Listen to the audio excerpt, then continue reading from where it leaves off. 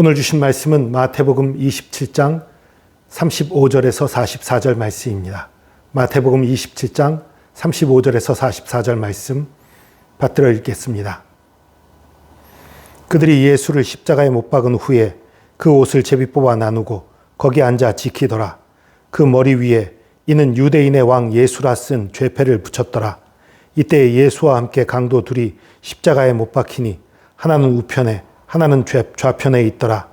지나가는 자들은 자기 머리를 흔들며 예수를 모욕하여 이르되 성전을 헐고 사흘에 짓는 자여 내가 만일 하나님의 아들이거든 자기를 구원하고 십자가에서 내려오라 하며 그와 같이 대제사장들도 서기관들과 장로들과 함께 희롱하여 이르되 그가 남은 구원하였으되 자기는 구원할 수 없도다. 그가 이스라엘의 왕이로다. 지금 십자가에서 내려올지어다. 그리하면 우리가 믿겠노라. 그가 하나님을 신뢰하니 하나님이 원하시면 이제 그를 구원하실지라. 그의 말이 나는 하나님의 아들이라 하였도다 하며 함께 십자가에 못 박힌 강도들도 이와 같이 욕하더라. 아멘. 어제는 십자가를 지기 직전까지 골고다 언덕 올라가서 그 쓸개탄 포도주를 거절하는 장면까지였지요. 오늘 드디어 십자가에 못 박힌 장면부터의 얘기입니다. 예수님을 십자가에 못 박은 후에 그 군병들이 예수님의 옷을 제비 뽑아서 나누었어요. 십자가형을 할 때는 그 죄인의 옷을 모두 벗기고 그리고 십자가에 못을 박아요. 그러니까 그 벗긴 죄인의 옷을 이제 군병들이 제비 뽑아 나누는 거죠. 아마 예수님의 옷뿐만 아니라 그 좌편 우편에 앉았던 그 강도들의 옷까지도 다 제비 뽑아 나누지 않았나 싶어요. 이것에 대해서는 시편 22편에 기가 막히게 예언이 되어 있어요. 시편 22편은 다윗이 여러 가지로 고난당하고 환난당할 때 쓴 시편인데, 그런데 다윗이 자신의 고난만을 의미한다고 보기에는 상당히 어려운 이상한 내용들이 많이 담겨 있어요. 너무나도 예수 그리스도의 십자가상의 내용하고 닮아 있는 그런 모습들이 많이 묘사되어 있는데, 그 중에 대표적인 것이 하나가 저들이 내 옷을 제비 뽑아 나눕니다. 그런 표현이 있는 거예요. 다윗의 옷이 다른 그 적들에게 제비 뽑아서 나누는 그런 일은 없었거든요. 그러니까 명백하게 그 시편 22편은 예수 그리스도의 고난을 미리 보여준 그런 시편인 것입니다. 어쨌든 예수님의 옷을 제비 뽑아 나눠요. 근데 여러분, 이 십자가는요, 예수 그리스도의 일생의 삶을 또한 그대로 압축해서 보여주는 장면이기도 해요. 하나님의 아들이신, 하나님이신 그분이 자신의 모든 권한, 권위, 지위, 지식, 모든 것을 다 내려놓고 이 땅에 오셨잖아요. 십자가는요, 옷까지 벗겨져. 옷을 벗긴다는 건 뭘 상징해요? 그 사람의 모든 신분과 권한과 권위, 그런 것 싹 다 없앤다는 얘기예요. 그 모든 것을 포기했다는 얘기예요. 예수님 십자가에 달리시기로 한 것은 그 모든 것을 포기하고 이 땅에 오셨던 것과 동일한 거예요.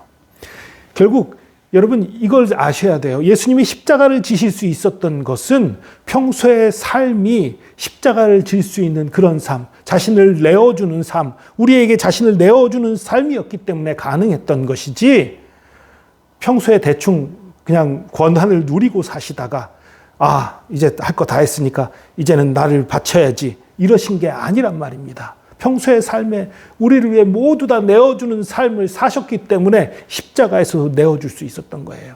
평소의 삶에서 수많은 사람들의 비난과 그 조롱과 이런 것들 가운데에서도 그들을 용서하며 사셨기 때문에 십자가상에서도 이 말도 안 되는 조롱과 모욕을 다 참으시고 오히려 용서하실 수 있었던 거예요.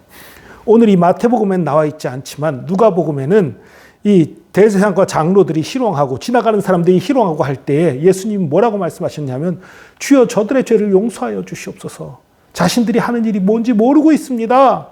이게 예수님의 말씀이었어요. 저들은 조롱하고 모욕하는데 예수님은 용서하고 계신 거예요. 그게 십자가예요.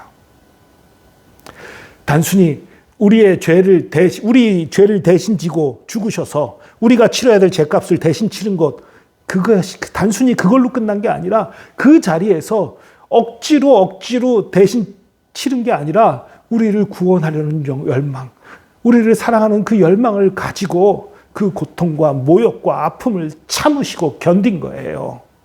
그게 십자가입니다. 그렇기 때문에 십자가야말로 하나님의 사랑의, 예수 그리스도의 사랑의 결정체인 것입니다.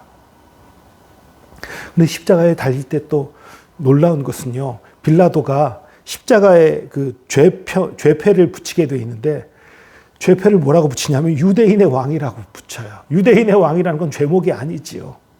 그게 처음에 그 마태복음에 나와 있지 않지만 대제사장과 장로들이 저거 바꿔라. 유대인의 왕이 뭐냐? 자칭 유대인의 왕이라고 써라. 이렇게 얘기를 했는데 빌라도가 내가 쓸 거 썼어. 잔소리하지 마. 아마 이건 빌라도가 그 대제사장이나 그 장로들에 대해서 기분이 나빴기 때문에 그렇게 한 게 아닌가 싶어요. 그런데 그런 여러 가지 관계가 정당한 이름을 쓰게 했지요. 예수 그리스도는 유대인의 왕이었던 게 맞으니까요. 온 인류의 왕이지요. 온 인류의 구원자였지요. 여러분, 혹시 여러분 가운데 그런 생각을 하는 사람이 있는지 모르겠어요.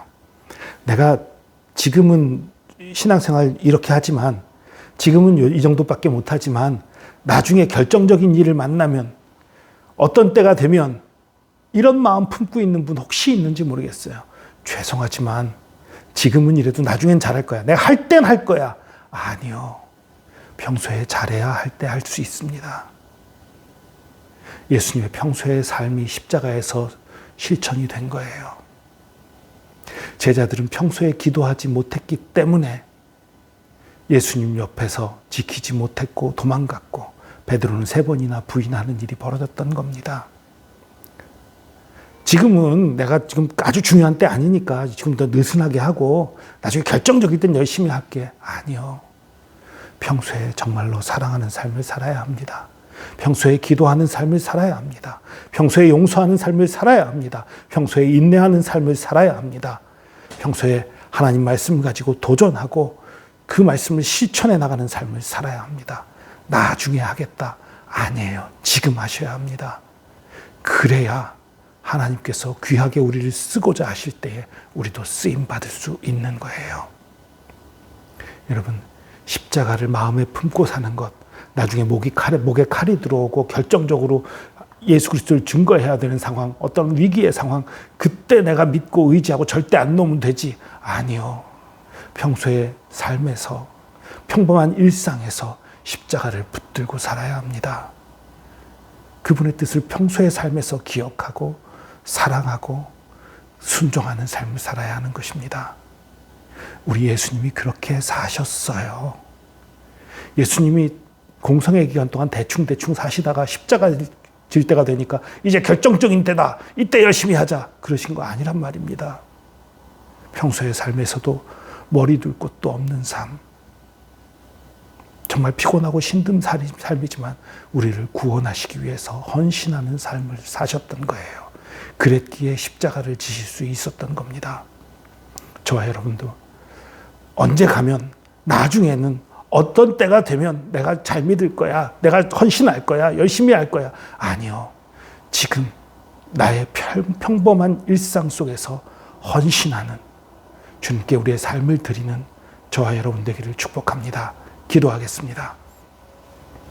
주님, 십자가야말로 사랑인 것을 고백합니다. 십자가야말로 헌신인 것을 고백합니다. 십자가야말로 은혜인 것을 고백합니다. 그 모진 고통과 모욕과 그 아픔을 참고 온 인류를 구원하시기 위했던, 저를 구원하시기 위했던 그 십자가의 놀라운 사랑, 감사하고 감사합니다. 감사하는 척하면서 사는 것이 아니라, 나중으로 헌신과 사랑을 미루는 것이 아니라 오늘 헌신하게 하여 주시옵소서. 오늘 순종하게 하여 주시옵소서. 오늘 십자가를 품게 하여 주시옵소서. 그래서 정말 예수 그리스도와 함께하는 삶, 예수 그리스도와 동행하는 삶 살 수 있도록 붙들어 주시옵소서. 주께서 함께 하심 감사드리며 예수 그리스도의 이름으로 기도합니다. 아멘.